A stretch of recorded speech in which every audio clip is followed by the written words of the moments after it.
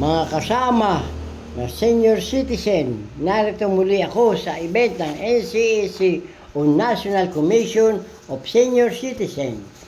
Bilang isang pangulo din ng senior citizen, kailangan natin umaten sa ganitong pagtitipon para magkaroon tayo ng kaalaman kung paano matutulungan ang mga senior citizen. Ang NCAC, ito ang ating tahanan ng mga senior citizen. Bakit ko nasabi ito? Kasi dito nakatala ang lahat ng senior citizen sa ating bansa. At kung may tulong o ayuda na ibibigay ang ating pamahalaan, ang NCAC ang magbibigay base sa listahan na nakatala sa kanila. Ang hindi pa nakaregister sa NCAC, magpatulong sa mga anak o apo na marunong mag-internet at mag-online registration sa kanilang website na www.ncsc.gov.ph para masali na kayo sa kanilang database. Sumagot ako, ano mabibili na po kayo? So, during the Congressional Hearing Committee, in-approve nila na doublehead yung 500. It was approved 10 years after 2022. Okay? Pero na-approve.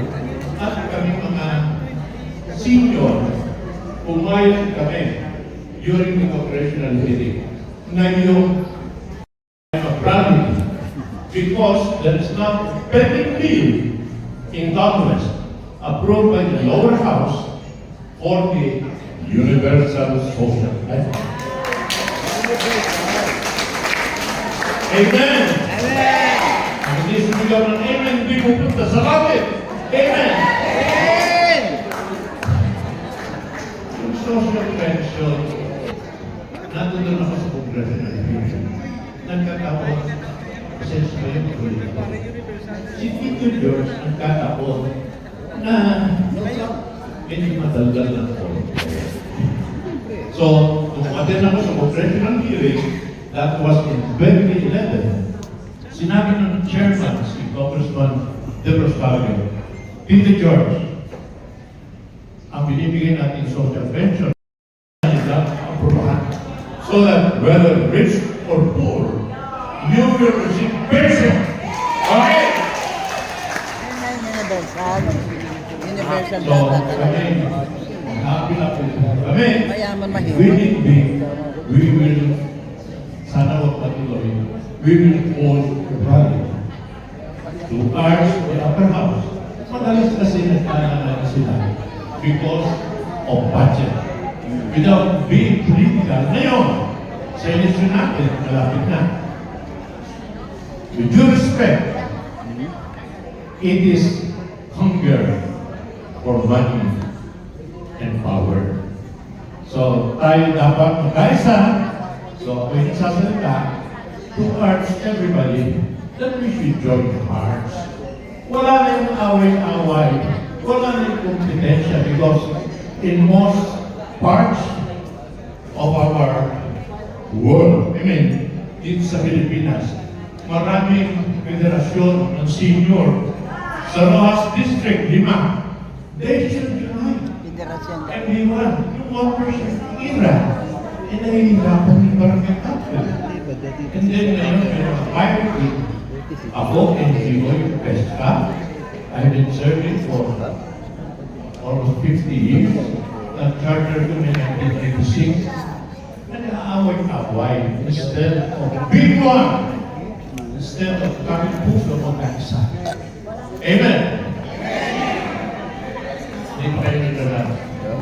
Anyway,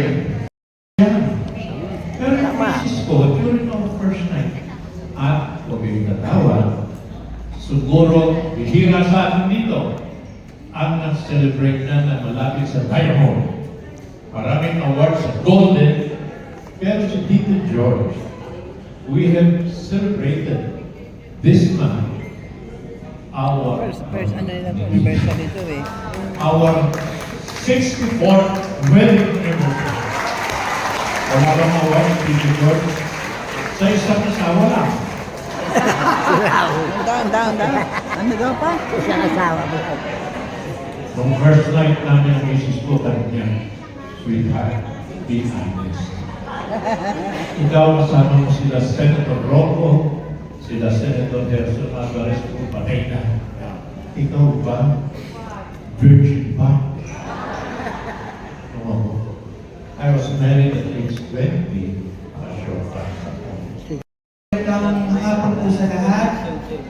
And to be honest, sir, most of the, yung mga nag-share ng kanilang mga programs ay mga nakasama ko na po, mga nakatype up ko na po sa mga programa po para po sa ating dito po sa lungsod ng Maynila. Hindi lang po sa, sa mga bata, syempre pati po sa mga senior citizen. So, on behalf Ano po pa pala ng ni mga Duterte lungsod ng binuksan to, Maynila, sabi ng Janet kasi Resicia. nagkakalitan, Parang ni Duterte pa. ang DOST, ang DTI, ang DESDA, ang DOLE. So, kami po kasi talaga yung peso, masyado kami makulit. Yan po ang aming Pero yung makulitan namin, okay lang yan kasi ang nag-benefit naman po ay yung aming mga constituents po. No? So, okay lang maging makulit, pero naman, yung cute lang na makulit. No? So, bago ang lahat, may video kami binigay para kahit pa paano, may konti kayong background po sa i-discuss ko po Naliwanag. hapon.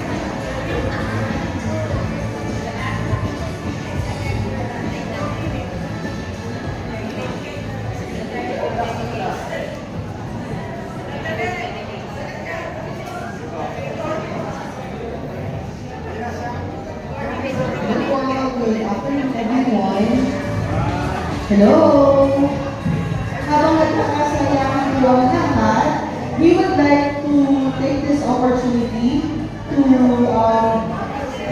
award a specific